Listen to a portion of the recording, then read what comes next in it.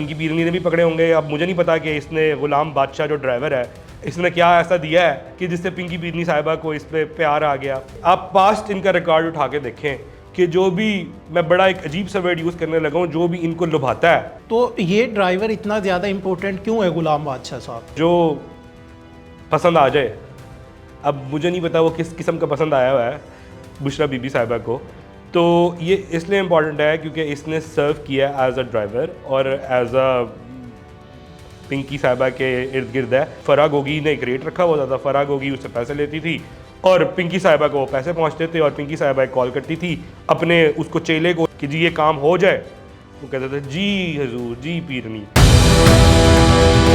अस्सलाम वालेकुम, मैं मोहम्मद अकमल और आप देख रहे हैं साउथ पंजाब डिजिटल। नाज़रीन, अगर आप एक रेडी वाले हैं या आप ड्राइवर हैं या फिर आपकी किसी भी चीज़ की दुकान है, आप कोई भी काम करते हैं तो आपने परेशान नहीं होना, आप भी वज़ीर बन सकते हैं, आप भी सेनेट के मेंबर बन सकते हैं। जी हाँ, ये मैं कोई हवा में बात नहीं कर रहा। पीटीआई की और स्पेशली केपी के गवर्नमेंट की सियासत में एक बड़ा चेंज आया है, एक अहम मोड़ आया है कि मुराद सईद के नाअहल होने के बाद जो सेनेट की सीट थी, जो सेनेट की रुकनीत थी, उसके लिए एक उम्मीदवार सामने आना था। उस उम्मीदवार के हवाले से मुख्तलिफ नाम जो है मुख्तलिफ लोगों की जानिब से सामने आ रहे थे।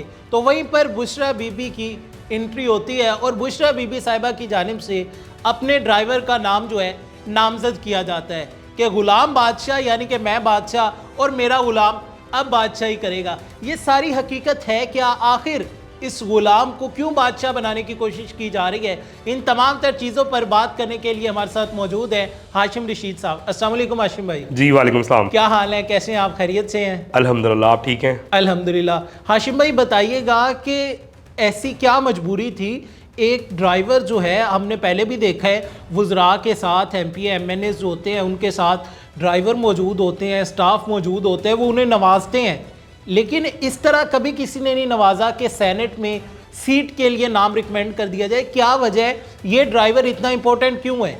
देखें, ड्राइवर का सेनेटर बनना कोई बड़ी बात नहीं है, बल्कि हमारी आम तबके से, गरीब तबके से, लोअर तबके से, मिडिल क्लास से लोगों को आगे आना चाहिए और इनकी वो करना चाहिए। लेकिन प्रॉब्लम कहाँ आती है? सेनेट एक बहुत अहम इदारा है। सेनेट वो इदारा है जहाँ बड़े बड़े टेक्नोक्रेट्स बैठे होते हैं, जहाँ आपकी मुल्क की तरक्की की, खुशहाली के और रूल्स के फैसले हो रहे होते हैं, जो रूल्स बनने होते हैं, जो कवानीन बनने होते हैं। सेनेट इतना अहम एक एक एक एक एक हाउस है जहाँ जो है ना बड़े बड़े वकला, बैरिस्टर्स या फिर टेक्नोक्रेट्स या पुराने रिटायर्ड ब्यूरोक्रेट्स या रिटायर्ड जजेस टाइप लोग होते हैं। या एक ड्राइवर का आना, MNA बन सकता है क्योंकि MNA बेसिकली आवाम की आवाज़ होती है, लेकिन सेनेटर एक बहुत अहम ओहदा होता है क्योंकि सारे रूल्स एंड रेगुलेशंस और कॉन्स्टिट्यूशन पर चीज़ें बेस कर रही होती हैं। और रही बात बुशरा बीबी की, देखें ये कहानी स्टार्ट होती है इस तरह कि पहले देते हैं बैरिस्टर गौहर साहब और सलमान अकरम राजा एक नाम, उन दोनों का एक मुत्तफ़िक़ा नाम होता है कि जी मैंने इसको बंदे को सेनेटर बनाना है। फिर आता है दूसरा नाम, वो आता है KPK की गवर्नमेंट की तरफ से, जो वहाँ की लोकल जो लोकल की आदत है। फिर आता है तीसरा नाम, वो आता है इसकी तरफ से, अफरीदी साहब की तरफ से जो CM KPK हैं। फिर आता है चौथा नाम जो कि शायद मुराद सईद की तरफ से था। फिर आता है पांचवा नाम जो कि पिंकी साहिबा या बुशरा बीबी साहिबा चाहती थी कि जी मैं सेनेटर बन जाऊँ, लेकिन वो इनकी ख्वाहिश पूरी नहीं हो सकती थी सेनेटर बनने की। तो लिहाजा मैंने, आप पास्ट इनका रिकॉर्ड उठा के देखें कि जो भी, मैं बड़ा एक अजीब सा वर्ड यूज़ करने लगा हूँ, जो भी इनको लुभाता है, जो भी इनको पसंद आता है, वो वज़ीर आला भी बन जाता है, वो चीफ सेक्रेटरी भी बन जाता है, वो अब सेनेटर भी बन जाता है। जो भी बुशरा बीबी को अट्रैक्ट करता है, उसकी टीसियाँ करता है, उससे इन अदर वर्ड्स लुभाता है, तो उसको सेनेटर क्या, उसको तो फिर वज़ीर आज़म भी। तो ये ड्राइवर इतना ज़्यादा इंपॉर्टेंट क्यों है गुलाम बादशाह साहब? देखें, वो कहते हैं ना कि जी जो पसंद आ जाए, अब मुझे नहीं पता वो किस किस्म का पसंद आया हुआ है बुशरा बीबी साहिबा को, तो ये इसलिए इम्पॉर्टेंट है क्योंकि इसने सर्व किया एज अ ड्राइवर और एज अ पिंकी साहिबा के इर्द गिर्द है। बेसिकली पिंकी साहिबा को जिस पर ट्रस्ट होता है, पिंकी साहिबा को जो कमा के देता है आप पास्ट रिकॉर्ड उठा कर देखें, इस वक्त पिंकी साहिबा किस चीज़ की सज़ा काट रही हैं, या वो जो थी इनकी दो दोस्त थी फरहा गोगी, वो तमाम उन लोगों को एकोमोडेट किया जाता था जो इनको पैसे खिलाते थे। कोई ऐसी ट्रांसफ़र पोस्टिंग नहीं होती थी पंजाब के अंदर जिसकी इन्होंने पैसे ना लिए हो। मतलब ये ऑन रिकॉर्ड है बात, आप अभी भी किसी ब्यूरोक्रेट से उठा के पूछ लें जो उस वक्त के ऊपर इनकी किसी अच्छे ओहदे पर फाइज था या किसी अच्छी पोस्ट पर उसने जाना होता था, सेक्रेटरी लगना होता था, डीसी कमिश्नर लगना होता था, तो फरहा गोगी ने एक रेट रखा होता था, फरहा गोगी उससे पैसे लेती थी और पिंकी साहिबा को वो पैसे पहुंचते थे और पिंकी साहिबा एक कॉल करती थी अपने उसको चेले को, उस्मान बुज़दार को, कि जी ये काम हो जाए, वो कहते थे जी हजूर जी पीरनी। अच्छा, इसमें बिल्कुल मैं इसी तरफ आने वाला था, सवालात और भी है आज के टॉपिक के हवाले से, लेकिन ये सवाल भी आज के टॉपिक से रेलिवेंट है और अहम भी है।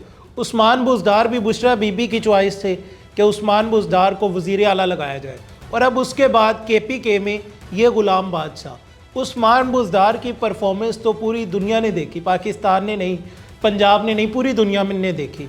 तो अब ये जो ग़ुलाम बादशाह साहब है, अगर ये बन जाते हैं, इनकी परफॉर्मेंस क्या होगी? तो दिल को थाम के कहना चाह रहा हूँ कि उस्मान बुज़दार जब वज़ीर आला था तो पंजाब की क्या परफॉर्मेंस थी। पंजाब बजाय तरक्की करता पंजाब को डाउनफॉल की तरफ धकेल दिया गया। एक ऐसा नाअहल बंदा लगा दिया गया जिसको शायद अपना नाम भी ना लिखना आता हो। मेरे पास एक पूरा वकूआ है उस्मान बुज़दार का, अगर आप कहें तो मैं वो शेयर कर सकता हूँ। बिल्कुल। उस्मान बुज़दार साहब मेरे वालिद साहब के पास आते हैं, मेरे वालिद साहब MNA थे और उस्मान बुज़दार साहब पहले नून लीग का हिस्सा थे और एक नॉर्मल जैसे वर्कर थे। वो उठ कर आते हैं DG खान से और मेरे वालिद साहब को कहते हैं कि जी ये इशू है, तो आप लिहाजा आप कमिश्नर को कहें और कमिश्नर इसको रिजॉल्व करें। लिटरली वो बंदा आधा घंटा बैठ के कमिश्नर को ये नहीं समझा सका कि प्रॉब्लम क्या थी। जब कमिश्नर ने वो पढ़े डॉक्यूमेंट्स तो उसको जाके समझ आई, भाई ये तो कब्जे का इशू है कि तेरी जगह पे किसी ने कब्जा किया हुआ है। यानी कि वो इस हद तक नाअहल था, वो इस हद तक बेकार आदमी था कि उसको अपनी चीज़ एक्सप्लेन नहीं करनी आ रही थी। तो ये तो वसीम अकरम प्लस साहब की जो है ना कारकर्दगी थी कि लोगों को जो है ना इनको बताना पड़ता था जब ये जाते थे कि जी ये शहबाज शरीफ लगे हैं पंजाब के अंदर, या ये परवेज़ इलाही लगे या ये परवेज़ इलाही लगे हैं पंजाब के अंदर। तो बेसिकली बुशरा बीबी की चॉइस इसी तरह होती है कि वो कहे सर तो वो कहे मैम, और वो कहे दिन तो वो कहे दिन, वो कहे रात तो वो कहे रात। इसी तरह का डमी चाहिए होता है क्योंकि इनको अपनी जो है ना पैसे कमाने होते हैं और इनको इसी तरह का पपेट चाहिए होता है जिसको ना पढ़ना आता हो, ना लिखना आता हो, ना समझना आता हो, जो उनकी जी हजूरी करते रहे। वो जैसे पीरों के आगे खड़े होते हैं ना हाथ जोड़ के दरबान, बड़े बड़े बादशाह गुलाम बादशाह साहब, ये वही दरबान है। तो हाशिम भाई, बुशरा बीबी ने नाम दे दिया, सोहेल अफरीदी ने अलग नाम दे दिया, मुराद सईद ने अलग नाम दे दिया, सलमान अकरम राजा बैरिस्टर गोहर अलग नाम दे दिया, KPK क़यादत अलग नाम दे दिया। तो अब पावर में कौन आएगा, सीट किसे मिलेगी? क्योंकि बुशरा बीबी जो है वो तो इस टाइम पे जेल में है, जो बाकी बाहर लोग मौजूद हैं और वो सब अपने लिहाज से अपने आप में इस पार्टी के लिए अहम है। तो सीट किसे मिलेगी, किसका नाम आगे जाएगा?